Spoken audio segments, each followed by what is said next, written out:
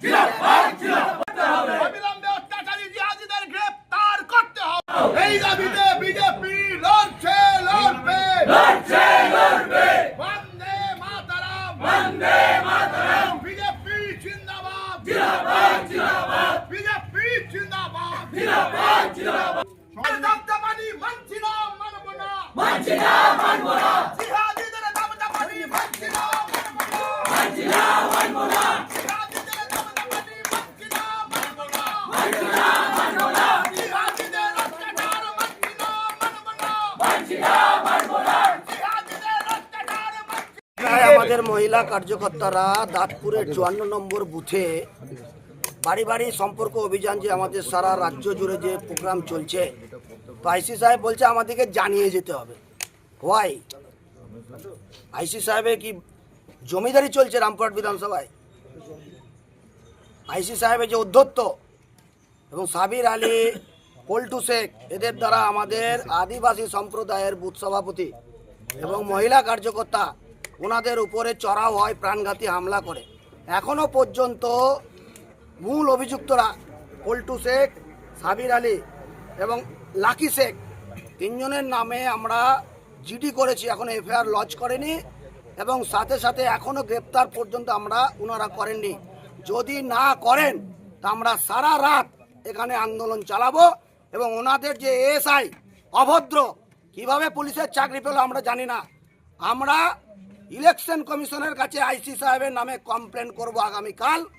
আমরা এসপি সাহেবকেও জানিয়েছি, ওনাদের কাছ থেকে কোনো সদুত্তর বিধানসভার ডেপুটি এবং তথা রামপুরহাট বিধানসভার এমএলএ সাহেবের অঙ্গুলি হেননে আইসি সাহেব চলছেন এবং সরাসরি বলছেন যে ওনারা ফোনে আমাকে জিডি করেছে। আমি জানি না আইনের কোন ভাষায় কোন ধারায় যে ফোনে জিডি হয়। আমরা সারা রাত আন্দোলন চালাবো এবং আমাদের দেবতুল্য কার্যকর্তা